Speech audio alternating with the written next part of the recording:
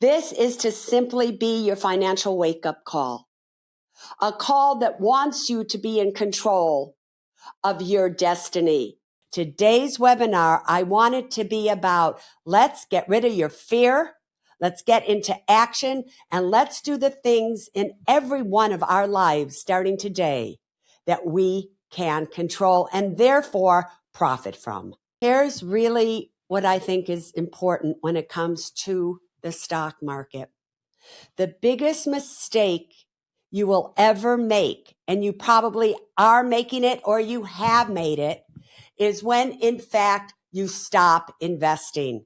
You sell, you get out, you let fear dictate the moves that you make. Now you can't do that, everybody. If you do that, you are never, ever going to build wealth. Do you know that in the past 40 years, since they started to track the Standard & Poor's 500, in those 40 years, there were 33 up years and only 7 down years. Just 7. Every one of them roared back. So do not let fear dictate and keep you from making the money you deserve to make. So you may think, oh, it's the knowledge I have, it's the education I have, and that's what will make me money. Oh, no. If you are afraid you will sell at the wrong time, you will buy at the wrong time, you have got to control your emotions. And the biggest emotion that is dictating failure right now in finances is you're afraid. You hear all these things on the TV, all these pundits, everybody saying everything's going to crash. Wrong. Now listen to me again closely. Normally, the markets will go up more over a period of time than they will go down. Overall, the tilt of the market is always up. Oh, it can go down for maybe 1.4 years or so, but normally it will go up for at least 5 years. So this is the time that I do not want you to stop investing in your 401k. This is the time I do not want you to sell out of great stocks and ETFs that you happen to own. I want you to continue to invest month in and month out when it goes down. And by the way, what is wrong with all of you? When the markets go down, of course, this is the time you should be buying things that are good. It's not the time for you to be selling. So you're doing exactly what the traders and the people that want to profit off of you want you to do, but not on my watch. So as long as you have at least 5 years or longer, preferably longer, till you need this money, as long as you can consistently dollar cost average into the market, take a sum of money and do it every little every month. I do not want you putting a lump sum in this market right here. Not here, not now. If you could just do those things, know what you're investing in, I'm telling you, over the long run, you will make money. What's known right now to all of you? You know that we are currently in the lowest income tax brackets of your lifetime. That is known.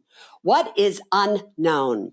What's unknown is what are the tax brackets going to be later on in life. And so many of you go, oh, I want the tax write-off now. I need it now. Later on, I'm going to be, in a lower tax bracket. How do you know that? That is the unknown.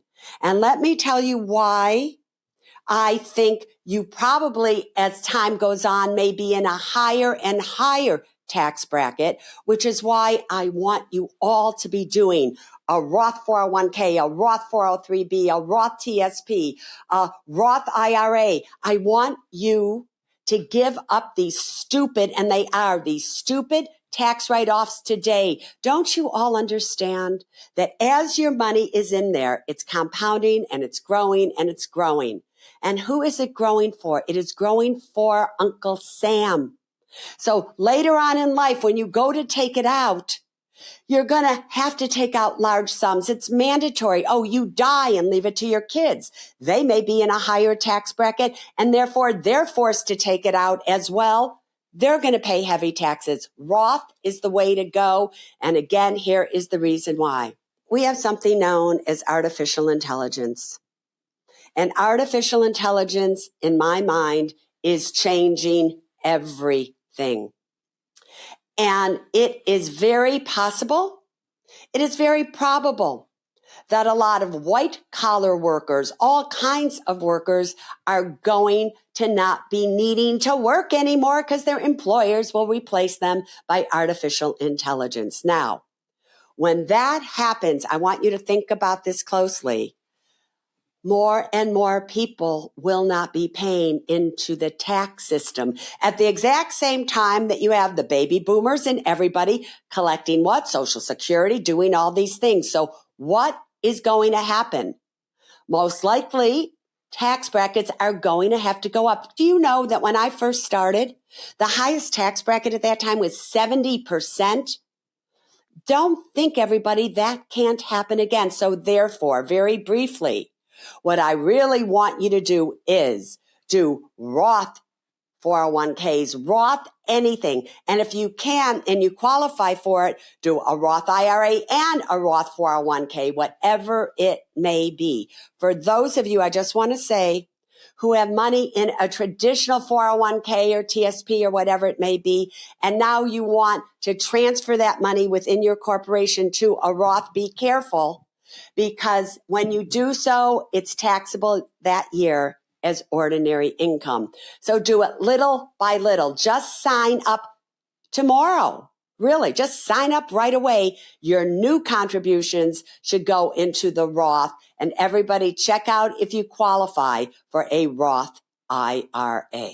On my podcast, the Women in Money podcast, and you all should be listening to it if you're not, there's a podcast called Don't Be Partners with Uncle Sam that goes into great detail as to why you should do Roths. I promise you, after you listen to that one podcast, you will never do a traditional retirement account again, which is pre-tax. All right. I've been thinking about this for a long time. You know, I was on Erin Burnett's show on CNN, and she asked me this one question: Suze, what keeps you up at night? And I said, insurance. She said, what are you talking about? I said, you know, Erin, it's not anymore, can you afford the mortgage? It's not anymore, do you have a 20% down payment? It's the mere fact that because of climate, whether it's hurricanes, fires, floods, tornadoes, everything that you see going on all the time that have destroyed so many houses that you never thought would be destroyed, insurance companies have pulled out of markets. They have gone up, at least in Florida, 100% in premiums. If you make one claim, they will cancel you. And here's the thing, everybody. If you have a mortgage, you have to have insurance for your home. If you don't, you can't get a mortgage. So now we're in a catch-22. Many people can afford a mortgage payment, but they can't afford the insurance premium. Now, many of you may know I sold the island. We sold everything. We now live again in Florida in a 2,000 square foot condo. What do you think the insurance premium is on this? Now, obviously we own it outright, but let's say we were like everybody where you have a mortgage and everything and you have to keep the insurance. The insurance premium on this is $28,000 a year. Now, most people would say, I can't afford that. I have to sell. Most people would have to sell because now you're looking between that and HOA and mortgage. You can't afford it anymore. So here's the bottom line, everybody. I think because of climate change, I also think because of what's happening with the insurance companies. I think because of the price still of real estate and interest rates not going down. Remember, your mortgage is attached to a 10-year treasury note, not to the Fed funds rate, but to treasuries. And right now we're back up again at about 6.3%. That is not a low interest rate. So when you do all of that, I have to tell you, I don't mind if people rent even more than buy. You have to know that you can afford everything. Maintenance. And wait, I just have to talk about maintenance for a second. When you have an oil crisis like we're having right now, don't think that doesn't affect everything. It does. It affects what it costs to fix something, maintenance, all kinds of things, because materials go up because we can't ship them. Can we do this? Can we do that? It's more expensive to get it to you. So bottom line is what I'm trying to say here is owning a home, everybody, in my opinion, doesn't need to be an American dream anymore. My American dream for all of you is that you live a secure life. Listen, everybody, this isn't to depress you. This is to simply be your financial wake-up call, a call that wants you to be in control of your destiny. And you can be, but you have to have faith in who you are. You have to know what's true and what's not true. And if you look at your finances and you have credit card debt right now and you're only paying the minimum payment due, what lie are you living? If you're not fully funding your Roth IRAs and your employer plans and all of that, why aren't you? What is going on? Now, I know a lot of you are saying, but Suze, I was laid off. I was this, I was that. There isn't an excuse big enough, everybody out there, to keep you from being who you are meant to be. Do you hear me? I could sit here from now until doomsday and talk to you about, I want you to do this. I want you to do that. I want you to do that. I want you to do this. But the real question is, what keeps you from doing that which you know you should do with money? And I am telling you the answer to that is fear. Fear that others will think you don't have money. Fear that you're going to make a mistake. Fear that you won't be able to go on vacation. You have got to squelch your fear so you can feel what it's like to live a fearless life. A life where you are a warrior and you are not going to turn your back on this battlefield. You are going to be in control of your future. Do you hear me, everybody? You can do this. Now, every one of you needs the must-have documents. The 4 must-have documents are a will, a living revocable trust, an advance directive and durable power of attorney for healthcare, and a financial power of attorney. Those are them. Why do you need them? And right now, I'm just going to concentrate on a will versus a trust. When you have a will is simply a piece of paper, everybody, that says where your assets are to go upon your death. But in my opinion, it does it in the most cost and efficient way possible.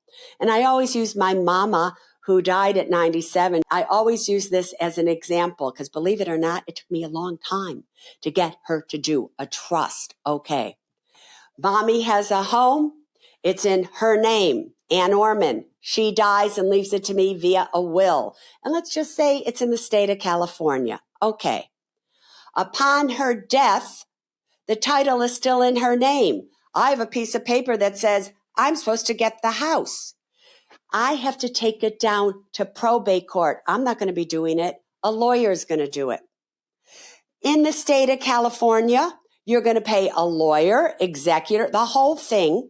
It's going to take anywhere from 1 or 2 years in probate court. And statutory fees in the state of California on, let's just say, a $300,000 home could be $20,000.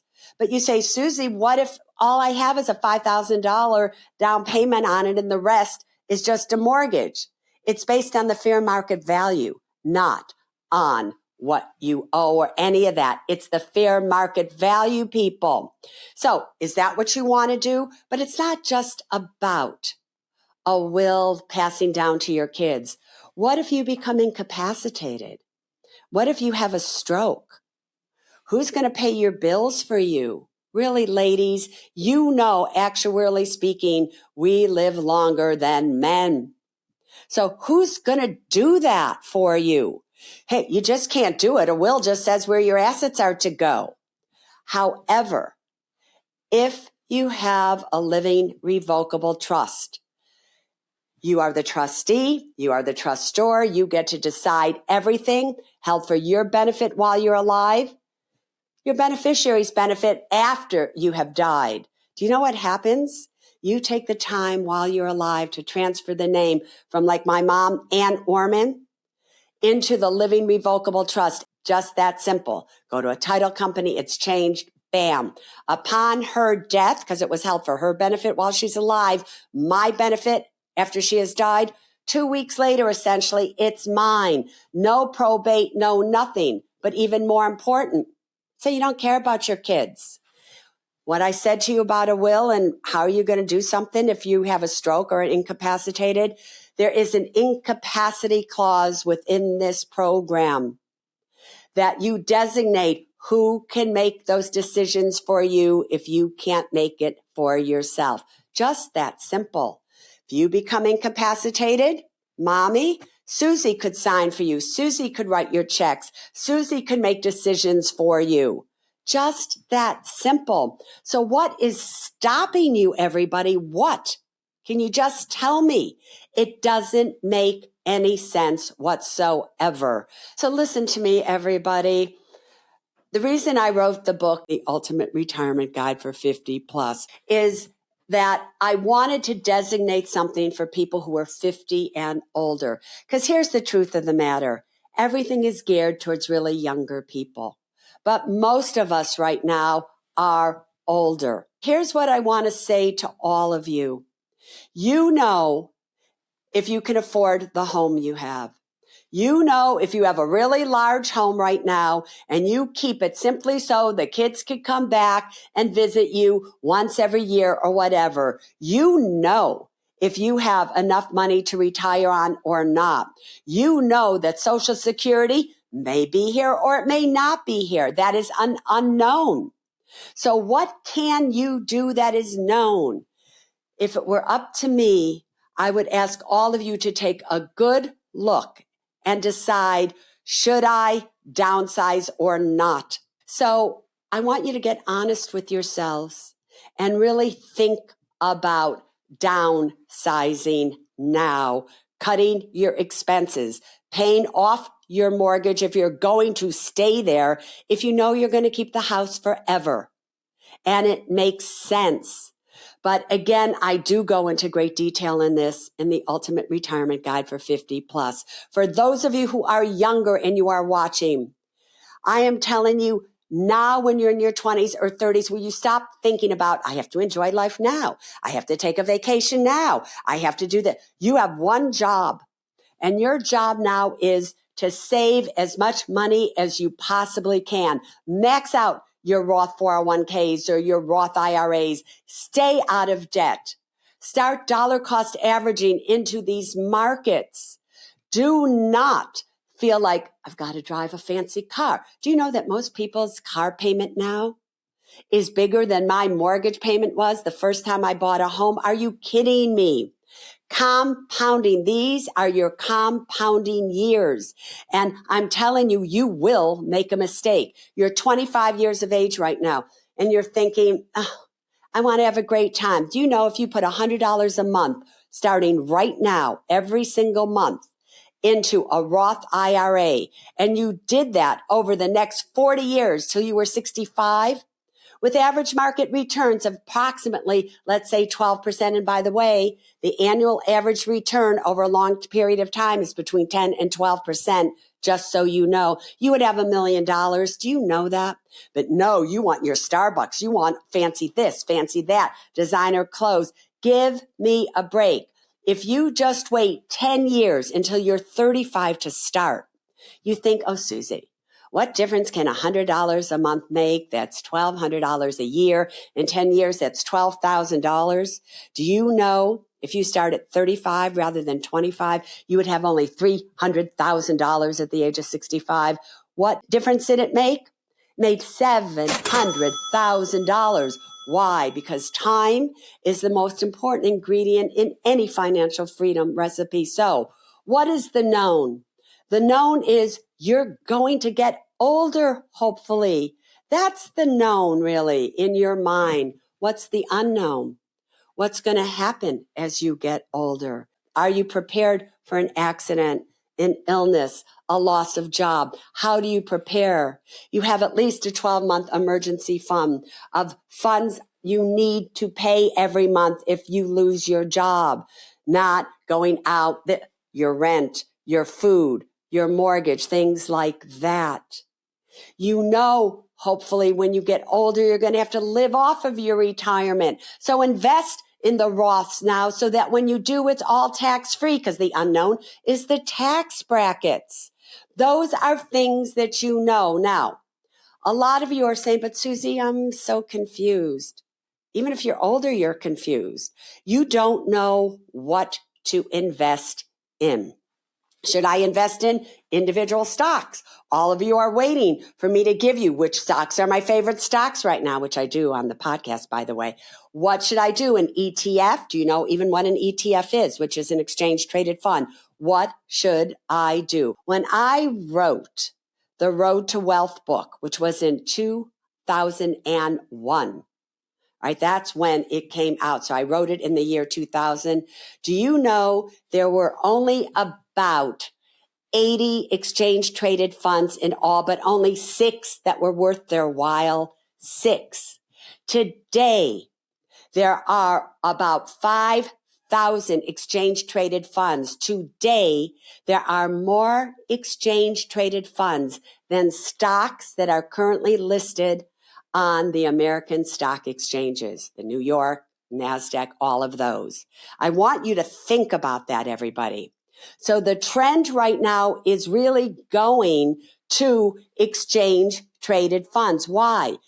Because they're focused. You don't have to wonder, oh my God, this one stock went down and now I lost all my money and I don't know what to do.